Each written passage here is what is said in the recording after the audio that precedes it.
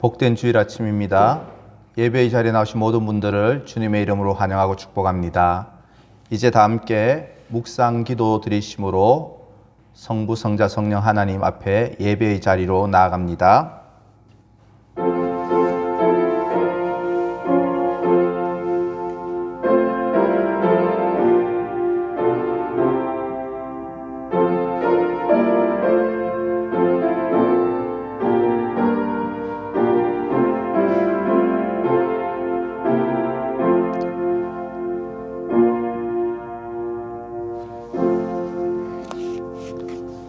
사도신경으로 우리의 신앙을 고백합니다.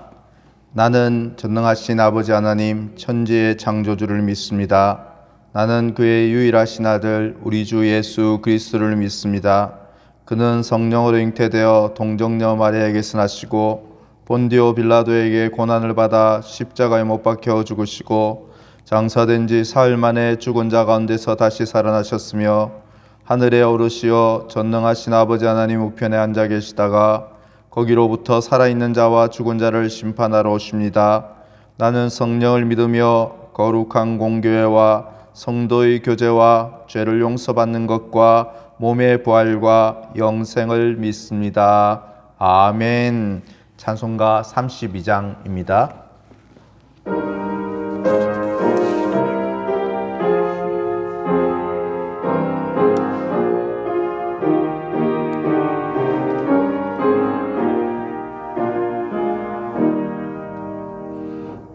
만유의 주제 존귀하신 예수 사람이 되신 하나님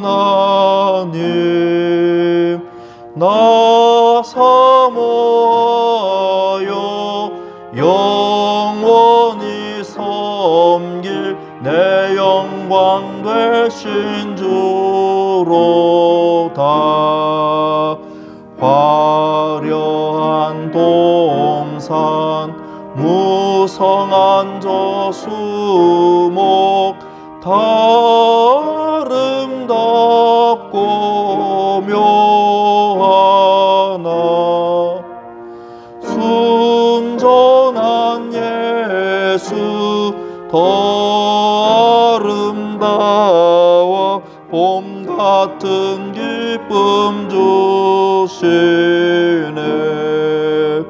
광명한 해와 명랑한 저 달빛 수많은 별들 빛나나 주 예수 빛은 더 찬란하여 참 비교할 수 없도다. 아멘. 교동문 36문입니다.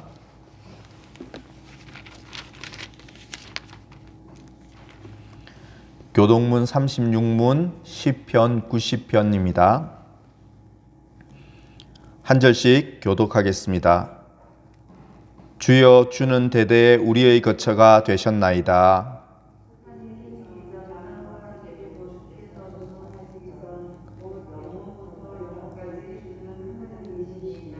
주께서 사람을 티끌로 돌아가게 하시고 말씀하시기를 너희 인생들은 돌아가라 하셨사오니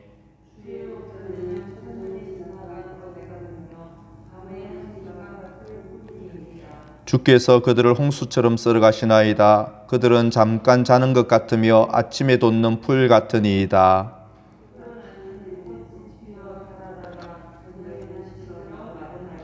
우리는 주의 노에 소멸되며 주의 분내심에 놀라나이다.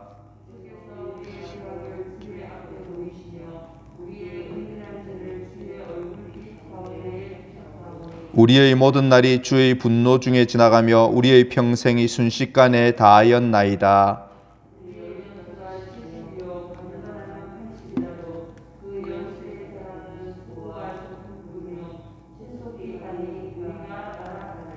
누가 주의 노여움의 능력을 알며 누가 주의 진노의 두려움을 알리까? 우리에게 우리 날개 수함을 가르치사 지혜로운 마음을 얻게 하소서. 아멘. 찬송가 303장 찬송합니다.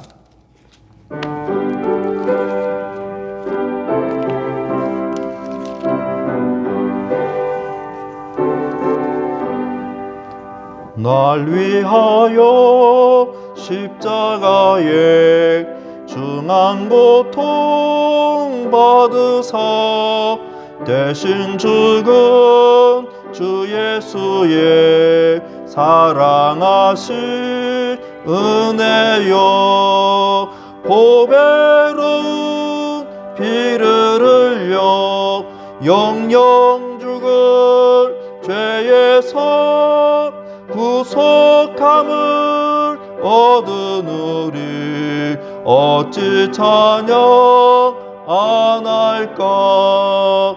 예수 안에 있는 우리 한량없이 즐겁고 주 성령의 위로함이 마음속에 차도다.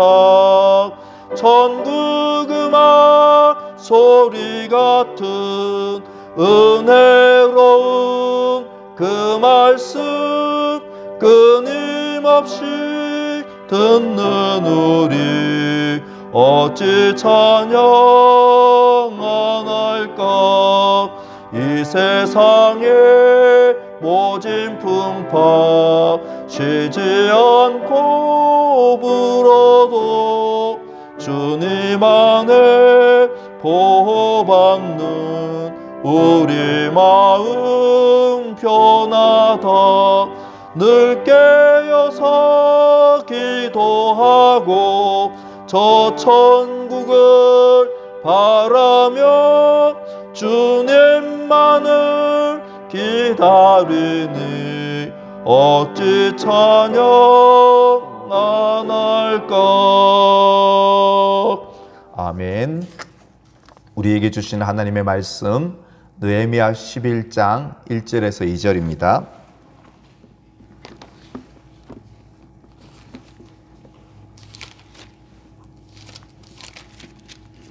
구약 성경 743면 느헤미야 11장 1절에서 2절입니다.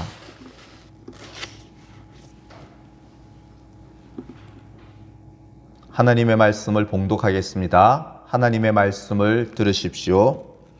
백성의 지도자들은 예루살렘에 거주하였고 그 남은 백성은 제비 뽑아 10분의 1은 거룩한 성 예루살렘에 거주하게 하고 그 10분의 9는 다른 성읍에 거주하게 하였으며 예루살렘에 거주하기를 자원하는 모든 자를 위하여 백성들이 복을 빌었느니라. 아멘. 오늘날 사람들이 도시로 몰려들고 있습니다. 우리나라 전체 인구 약 5,100만 명 중에 2,600만 명, 즉 50.37%가 서울과 경기권에 몰려 있습니다. 국토 면적의 11.8%가 %에 불과한 수도권에 전체 인구의 절반 이상이 살고 있다는 그런 이야기입니다. 하지만 농어촌은 점점 비어만 갑니다.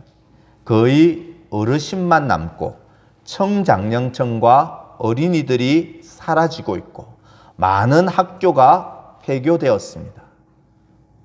농촌의 그야말로 위기입니다.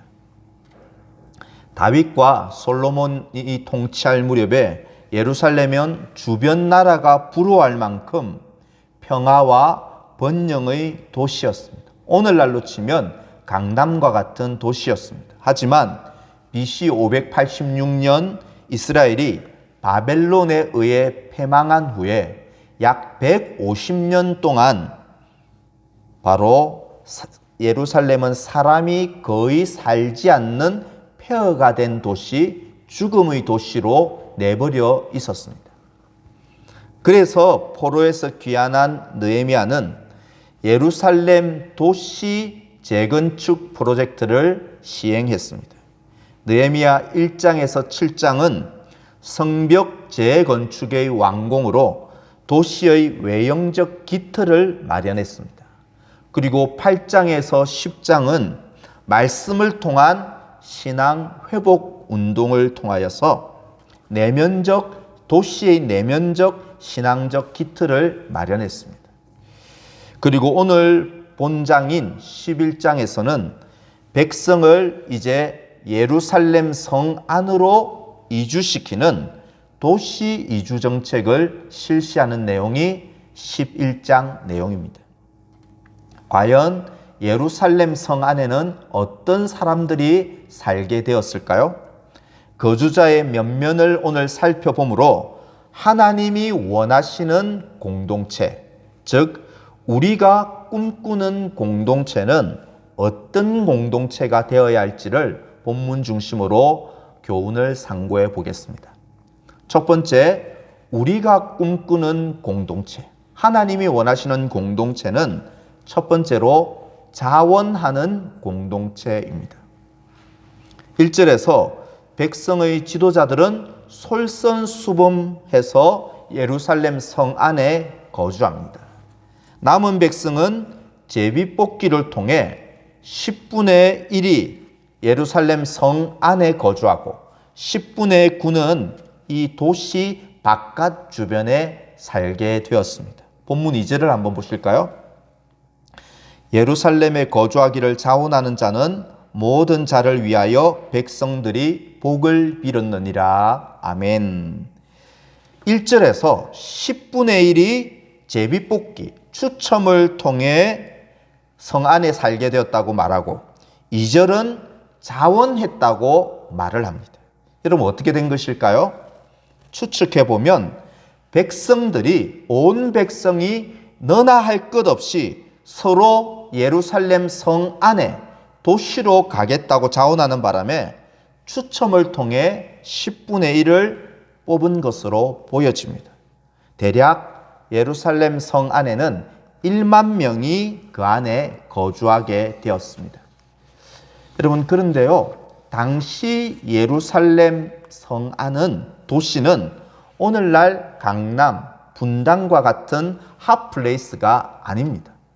예루살렘 성전과 성벽은 복구되었지만 먹고 살 산업시설이 전혀 없었고 학교나 생활시설도 없었고 거주할 집도 아직 재건축되지 않았고 오히려 성 안이기 때문에 외세의 침입의 위험만 가득한 계륵과 같은 도시가 예루살렘 성 안이었습니다. 그런데 그 위험한 도시에 지도자들이 다 갔습니다. 백성의 10분의 1이 자원해서 너나 할 것 없이 서로 가겠다고 자원해서 갔던 것입니다.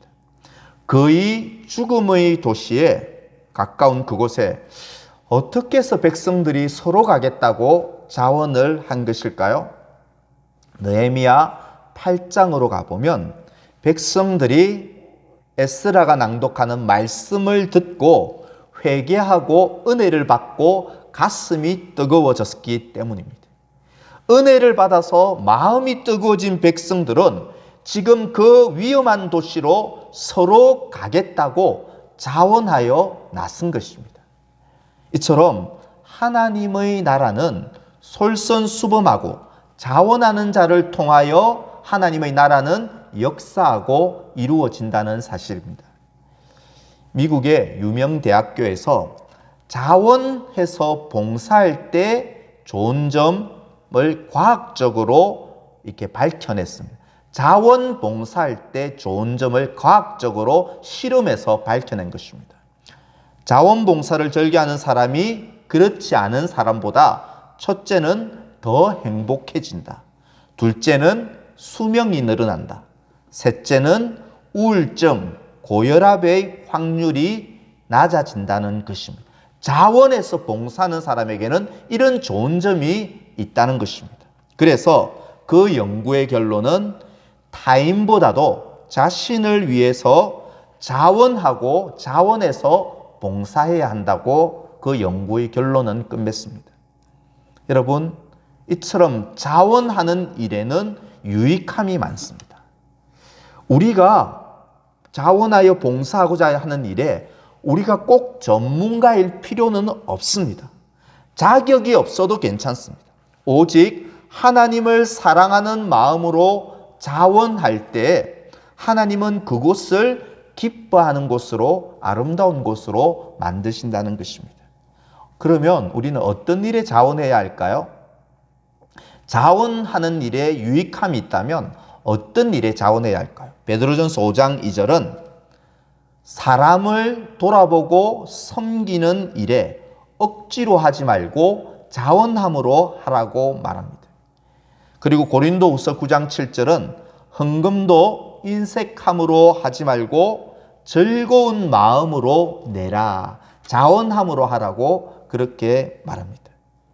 이 외에도 전도하는 일에도, 봉사하는 일에도, 어려운 일을 돕는 구제의 일에도, 그리고 우리의 평범한 일상의 모든 일에도 기쁜 마음으로 즐거이 일하고 자원하여 일하고 봉사할 때 하나님이 그곳에 역사하셔서 아름답게 만드신다는 것입니다. 이처럼 신자는 가정이든 교회든 직장이든 사회든 어떤 공동체에 속해 있든 기쁨으로 일하고 자원해서 섬길 때 그곳에 하나님의 나라가 이루어지는 것입니다. 또 자원해서 봉사하는 사람을 보고 우리는 비난하거나 힘을 빼는 말을 해서는 안 될 것입니다. 오히려 축복해야 합니다. 그래서 우리의 오른손은요, 자원하는 손이 되어야 하고 우리의 왼손은 축복하는 손이 되기를 간절히 소망합니다. 필리핀에 카풍카우라는 청년이 신학교에 입학했습니다. 그런데 그 신학교는 시설이 너무 낙후되고 화장실과 욕실이 너무 더럽고 불결해서 불만을 품고 이 카풍카우 학생이 학장에게 불만을 털어놓습니다. 학장님, 이런 곳에서 우리가 어떻게 공부할 수 있겠습니까? 좀 깨끗하게 해 주십시오. 얼마 후에 화장실에 카풍카우 학생이 가보았습니다. 학장님이 기쁘게 그 화장실을 청소하고 있는 것이 아니겠습니까? 학장님, 청소부에게 시키면 될 텐데 왜 학장님이 직접 청소하십니까? 학장이 무엇이라고 대답했을까요? 하나님의 나라는 문제를 먼저 보고 깨닫는 사람이 자원하는 것이라네. 쓰레기를 먼저 보는 사람, 뭔가 잘못됐다고 생각하는 사람이 먼저 자원하고 먼저 스스로 섬길 때 우리 주변과 우리 사회는 좀 더 깨끗해지고 아름다워지지 않겠나? 이렇게 대답했다는 것입니다.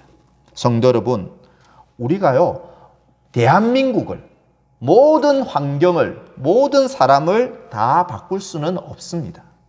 하지만 내가 현재 참여하고 있는 그 일, 내가 만나는 그 사람들에 대하여 우리가 기쁨으로 섬기고, 그리고 가정도 교회도 사회도 자원해서 뭔가를 봉사할 때 여러분 더 깨끗해지고 더 아름다운 곳이 되지 않겠습니까? 자원하는 그곳에 성령님이 역사하시고 복 주심을 믿으시기를 바랍니다. 내가 속한 가정, 교회, 이 사회를 자원하는 사람들로 가득한 자원하는 공동체로 건설해 나가는 서울남교회 모든 성도들 되시기를 간절히 소망합니다. 하나님이 기뻐하시는 공동체는 어떤 공동체일까요? 또 우리가 꿈꾸어야 할 공동체는 어떤 공동체일까요? 첫 번째는 자원하는 공동체였습니다. 두 번째는 예배하는 공동체입니다. 누가 예루살렘 성 안에 거주합니까? 지도자들이 솔선수범했고 자원했던 백성 10분의 1이 거주했습니다. 또 다른 한 부류는요, 성전을 관리하고 성전에서 봉사한 성전 봉사자들이 이 예루살렘 성 안에 거주합니다. 그 중에 본문 10절에서 14절을 보시면 예루살렘 성 안에 거주하게 된 제사장 가문의 명단이 나옵니다. 15절에서 18절은 제사장을 도와 성전의 일을 섬겼던 레위인 가문의 명단이 나옵니다.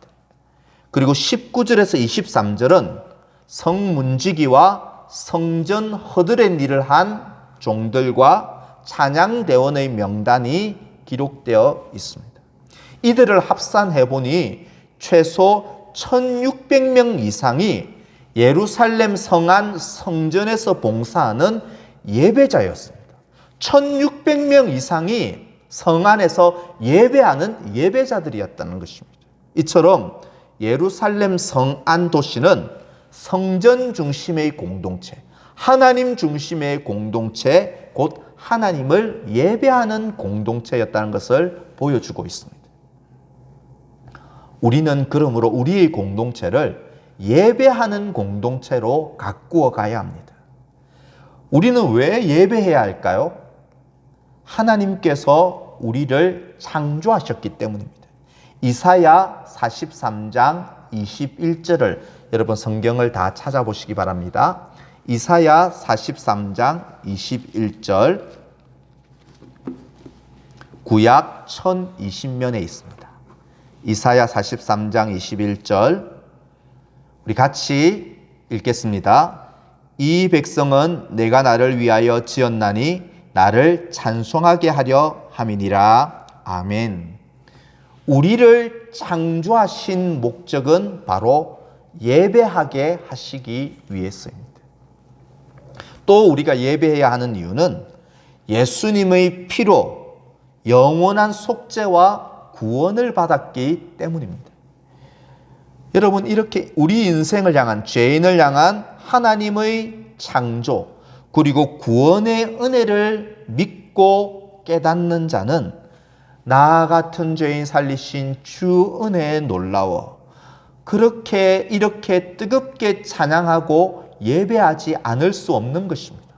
나를 향한 하나님의 형상대로 창조하신 그 창조와 나 같은 죄인을 살리신 하나님의 그 구속의 사랑을 깨닫는 자는, 믿는 자는 예배하지 않을 수 없는 것입니다. 죽을 위기에 처한 자녀를 구해낸 9.11 구조대원에게, 어느 TV에서 보니까 9.11 구조대원에게 부모가 연신 뜨거운 감사를 표하고 절을 합니다. 장기를 이식받아 새 생명을 산 사람은 장기를 떼어준 언인에게 평생 감사하며 예를 표하며 살아갑니다. 이렇게 사람의 희생과 호의에도 우리가 치하하고 감사한다면 하물며 우리를 창조하시고 죄와 영원한 멸망에서 구원하시고 지금도 우리와 함께 하시는 삼위 하나님께 우리는 정말 온 마음과 생명을 다해 예배하고 있습니까? 우리는 그런 예배자로 살고 있습니까? 과연 우리는 내가 속한 가정, 교회, 이 사회를 어떻게 하면 예배하는 공동체로 가꾸고 변화시킬 수 있을까요? 두 가지를 생각해 봅니다. 우리 공동체를 예배하는 공동체로 건설하기 위해서는 첫 번째로 내가 먼저 주의를 구별하여 생명 다해 예배해야 합니다.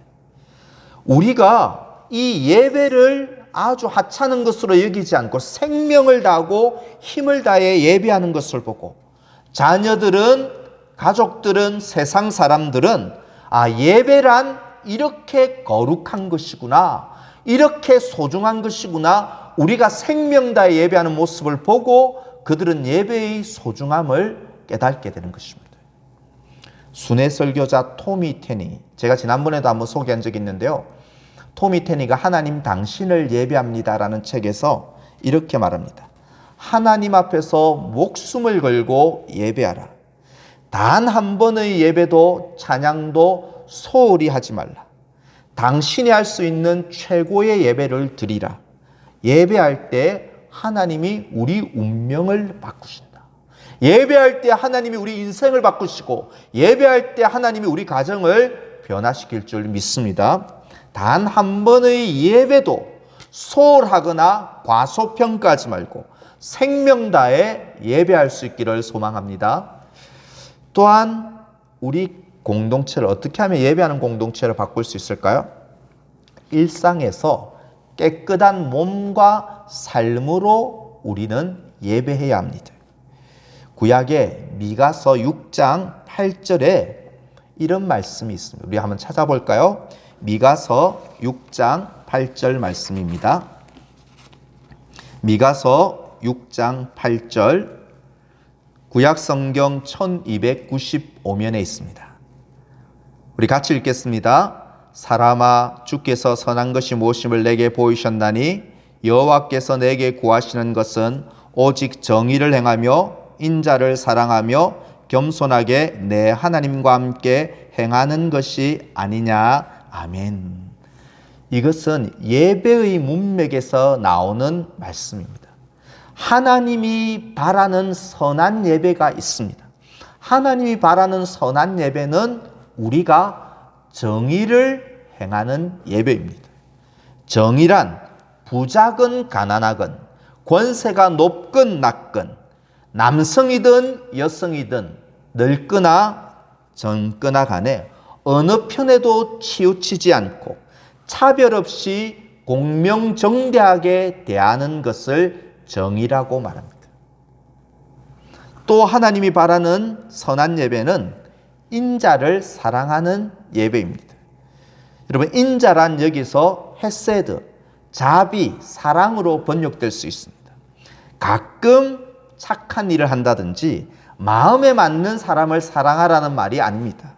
사회적 약자나 어려움 중에 있는 사람에게, 심지어 그 사람이 가시 같은 이웃일지라도 항상 자비를 베풀고 가능한 한 모든 방법으로 사랑을 나누라고 말하는 것입니다. 이것이 하나님이 원하시는 선한 예배라는 것입니다. 또 하나님이 바라는 선한 예배는 겸손히 하나님과 동행하는 것입니다. 매 순간 육체의 욕망이 이끄는 대로 살지 않고 매 순간 하나님을 의식함으로 하나님 앞에서 모든 일을 행하는 삶을 말하는 것입니다. 곧 예수님이라면 과연 어떻게 하셨을까? 모든 삶에 이렇게 질문하고 그에 대한 대답을 행하는 삶, 하나님을 의식하는 삶, 하나님 앞에서 사는 삶이 바로 하나님이 찾으시는 예배자의 삶이라는 것입니다. 성도 여러분, 하나님은 이 시대에 참 예배자를 찾고 계십니다.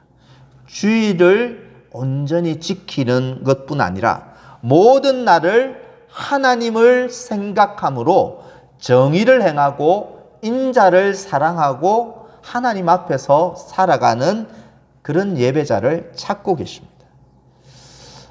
하나님만 섬기는 참된 예배자가 되겠습니다. 라는 이런 결단으로 우리가 서 있는 그곳을 모두가 예배하는 공동체로 변화시켜 나가는 그런 예배자들 되시기를 간절히 소망합니다. 마지막으로요, 하나님이 기뻐하시는 공동체, 그리고 우리가 꿈꿔야 할 공동체는 자원하는 공동체, 예배하는 공동체일 뿐 아니라 세 번째로 연합하는 공동체입니다. 예루살렘으로 이제 백성들이 이주하는 것 중에서 아름다운 몇몇 장면이 연출됩니다. 그 중에 2절을 다시 한번 제가 읽겠습니다. 2절을 보십시오. 예루살렘에 거주하기를 자원하는 모든 자를 위하여 백성들이 복을 빌었느니라. 성 바깥에 사는 10분의 9의 모든 백성들이 성 안에 살기로 자원한 사람을 마음껏 축복하고 그들이 앞으로 복받기를 복을 빌어 주었다는 내용입니다. 그리고 또 아름다운 장면 한 가지가 더 있습니다. 21절로 넘어가 보면요, 너디님 사람이 나오는데요, 이 너디님 사람도 예루살렘 정동남쪽 언덕인 오벨에 살게 되었다는 것입니다.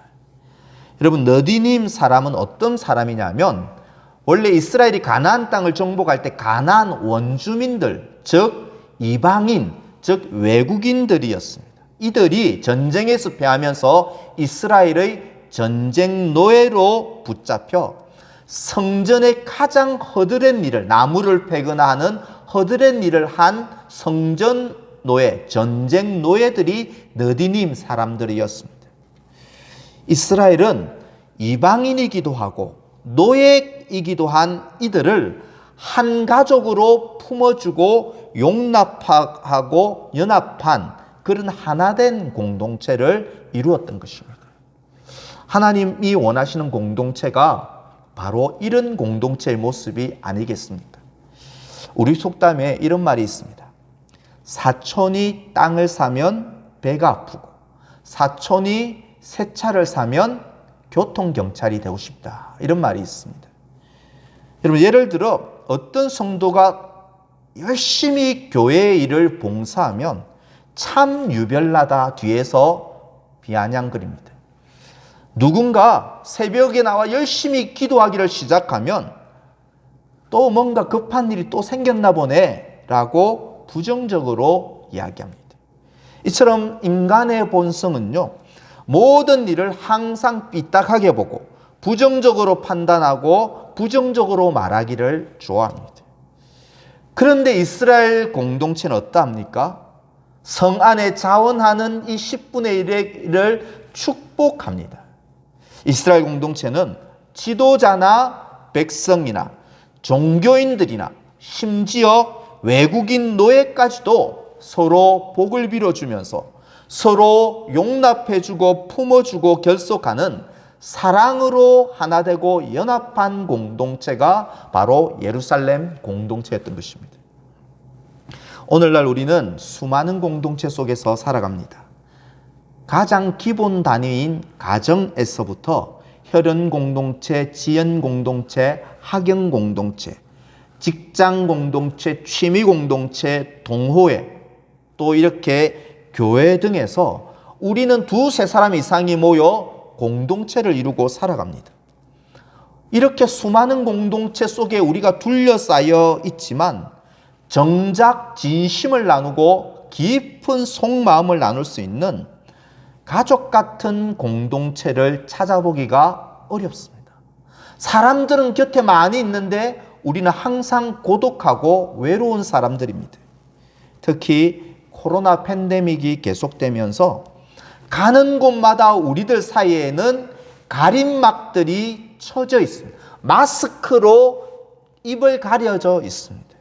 이렇게 우리는 서로 깊은 교제를 나누지 못하는 소외와 그런 소외를 경험하고 있는 것입니다. 이런 단절과 소외로 가득한 시대에 우리는 어떻게 연합하는 공동체, 가족 같은 그런 공동체를 이룰 수 있을까요? 성 어거스틴의 말입니다. 잘 들어보십시오. 본질에는 일치를, 비본질에는 관용을, 그리고 모든 일에는 자비를, 이런 말을 했습니다. 여러분 한 번 더 제가 한번 읽어볼 테니까 여러분 그 자리에서 화면을 보시면 한번 따라해 주십시오. 본질에는 일치를, 비본질에는 관용을, 모든 일에는 자비를. 여러분, 이 짧은 경구에서요, 우리는 어떻게 하면 하나 되고 연합하고 결속하는 공동체를 세워나갈 수 있는지 그 방법을 보게 됩니다. 먼저 본질에는 어떤 일이 있어도 일치하기를 힘써야 합니다. 하나님의 천지창조, 오직 믿음으로 받는 구원, 하나님의 말씀이 온 세대의 진리라는 이 본질적인 것은 절대로 타협하거나 양보할 수 없습니다. 예를 들어 죄인을 용서하고 죄인을 사랑해야 하지만 동성애자를 목회자로 안수하는 것, 동성 결혼을 법제화하는 것, 동성애가 타고난 성향이므로 죄가 아니라는 이런 말을 하는 교단이나 사람들과는 여러분 본질에서 다른 것은 연합할 수가 없는 것입니다. 그래서 우리가 주의를 지키지 않아도 괜찮아, 예배하지 않아도 되라고 말할 수 없다는 것입니다.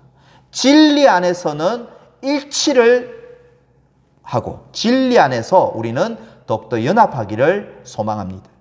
또한 진리가 아닌 비본질적에 있어서는 자유와 관용을 나타낼 때 우리는 공동체를 하나 되는 공동체로 세워나갈 수 있습니다. 예를 들어 볼까요? 탕수육에 소스를 부어 먹는 부먹이 맞는가, 찍어 먹는 찍먹이 맞냐는 여러분 상대방의 취향과 자유를 존중하고 관용을 베풀어야 한다는 것입니다. 방언으로 기도하건 침묵으로 조용히 기도하건 자유로 관용을 베풀라는 것입니다. 봉사를 많이 하건 어떤 사람이 봉사를 적게 하건 그 사람의 믿음의 분량이므로 환경이므로 정죄하기보다는 우리는 관대함으로 너그럽게 용납해야 하는 것입니다.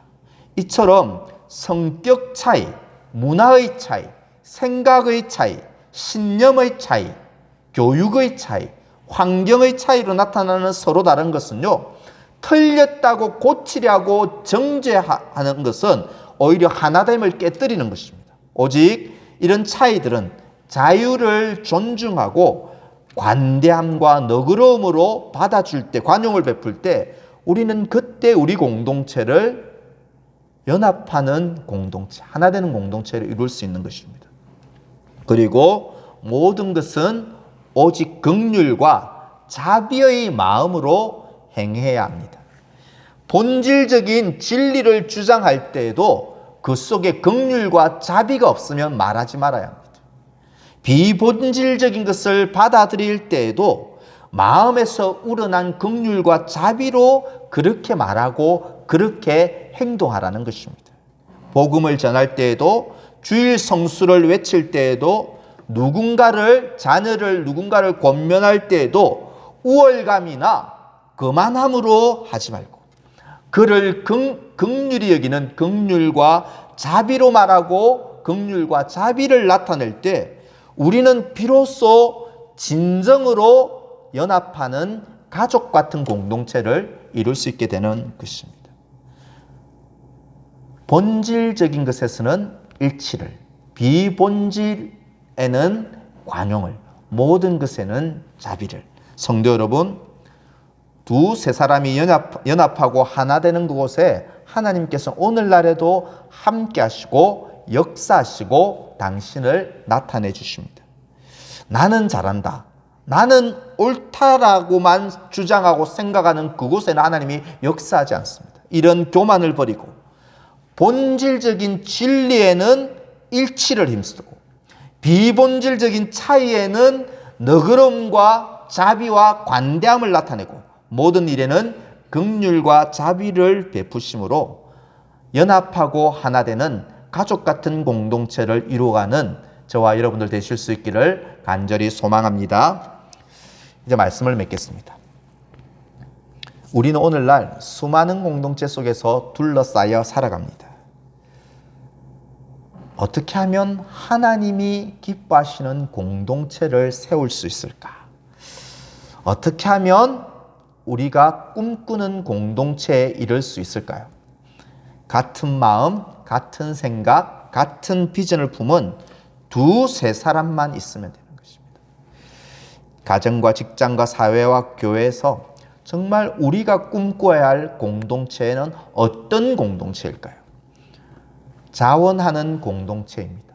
두 번째는 예배하는 공동체입니다. 세 번째는 연합하는 공동체입니다. 이런 성도들이 되심으로 하나님이 복 주시고 나타나 역사는 그런 아름다운 가정, 아름다운 교회, 아름다운 사회를 이루어가고 만들어 나가는 복된 성도들 되시기를 주님의 이름으로 간절히 축원합니다. 아멘. 오늘 우리에게 주신 말씀의 교훈을 붙잡고요. 같이 한번 조용한 소리로 한번 그 자리에서 기도하기를 원합니다. 하나님, 우리 가정, 우리 교회, 내가 속한 공동체가 선한 일에 자원하는 그런 공동체가 되게 하여 주옵소서. 내가 먼저 자원하는 자가 되게 하여 주십시오.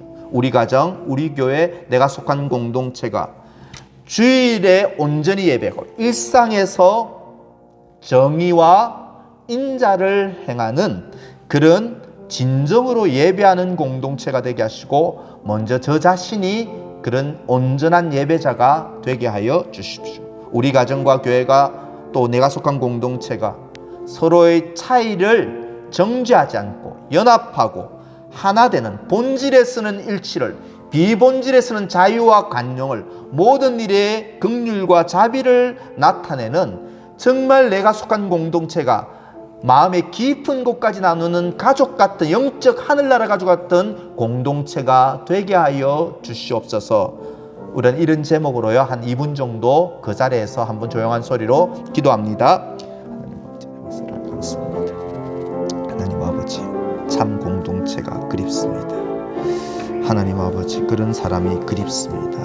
하나님 아버지, 자원하는 저희들 될 수 있도록 하나님 도와주시옵소서. 억지로 하지 않고 헌금이든 봉사든 예배든 남을 구제하는 일이든 모든 일에 목양하는 일이든 자원함으로 섬기게 하여 주시고 하나님 예배하기를 원합니다. 주의를 생명 다해 예배하고 일상에서도 하나님 아버지 정의를 행하고 또 인자를 행하고 하나님 앞에 겸손히 하나님과 동행하고 하나님 앞에서 생활할 수 있기를 소망합니다.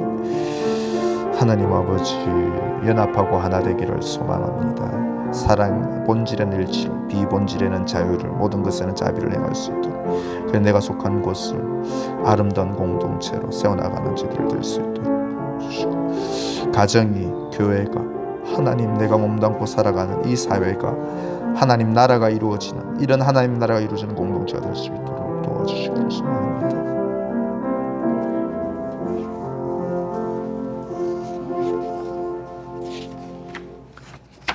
오늘 찬양으로 함께할 곳은 이런 교회 되게 하소서, 또 이런 가정 되게 하소서. 내가 속한 곳이 이런 공동체, 이런 하나님 나라가 되게 하여 주시옵소서. 이런 교회 되게 하소서. 찬양 부르심으로 준비한 예물을 하나님께 헌신하고 봉헌하는 그런 봉헌의 시간을 갖겠습니다.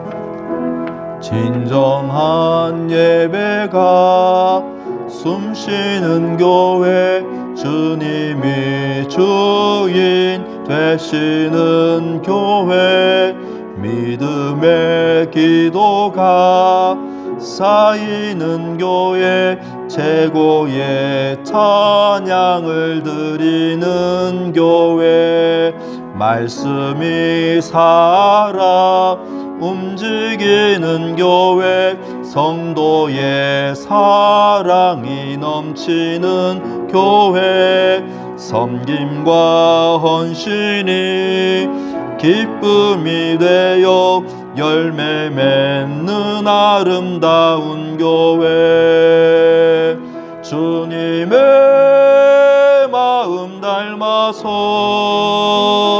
이웃을 사랑하는 교회, 주님의 영광을 위해서 빛 대신 주님 전하는 교회, 사랑의 불꽃이 활짝 피어나 날마다 사랑에 빠지는 교회, 주께서 사랑하는 우리 교회가 이른 교회 되게 하소서. 주님의 마음 닮아서, 주님의 마음 닮아서 이웃을 사랑하는 교회, 주님의 영광을 위해서 빛 대신 주님 전하는 교회 사랑의 불꽃이 활짝 피어나 날마다 사랑에 빠지는 교회 주께서 사랑하는 우리 교회가 이른 교회 되게 하소서. 아멘. 기도하겠습니다. 하나님 아버지, 우리의 삶에 하나님의 형상대로 존귀하게 창조하신 창조의 은혜와 우리를 죄와 영원한 지옥 형벌에서 구원하신 구원의 은혜와 지금도 우리와 영원히 함께 하시는 임마누엘의 은혜를 기억하며 감사와 찬양과 영광을 올려드립니다. 하나님 아버지, 내가 몸담고 살아가는 두세 사람이 모여있는 이 공동체를 위하여 기도합니다. 하나님이 기뻐하시는 공동체, 우리가 세워나가야 할 공동체, 하나님 아버지 자원하여 서로가 서로를 섬기는 공동체를 이루게 도와주시옵소서. 하나님 아버지 주일에도 일상에도 하나님을 온전히 예배하는 공동체가 되게 도와주시옵소서. 무엇보다도 본질에는 일치를, 비본질에는 관용을, 모든 일에 자비를 행하는, 서로 하나 되고 깊은 끝까지 연합하는 공동체가 되게 도와주시옵소서. 하나님, 내게 이 말씀으로 도전하시고 권면하시고 약속을 들려주심에 감사합니다. 주님께서 주신 은혜에 감사함으로 오늘도 그냥 오지 않고 예물을 구별하여 바칩니다. 소득의 11조와 주일헌금과 감사의 예물을 주님 앞에 바치며 우리 자신도 주님께 겸하여 바쳐드리오니 하나님 받아주시고 하나님의 나라와 영광을 위해서 귀하게 사용하여 주시옵소서. 코로나가 하나님 아버지 이제는 주님의 은혜로 잠재워지고 다스려 주셔서 우리의 일상이 회복하게 하시고 우리의 예배가 회복될 수 있도록 주님 우리에게 긍휼과 자비를 베풀어 주시옵소서. 이번 한 주간도 주님의 은혜 가운데 주님과 함께 걸어가기를 소망하오며 예수님의 이름으로 기도하옵나이다. 아멘. 주 예수 그리스도의 은혜와 하나님의 사랑과 성령의 교통하심이 모든 주님의 백성들 위해 지금부터 영원토록 함께 있을지어다. 아멘.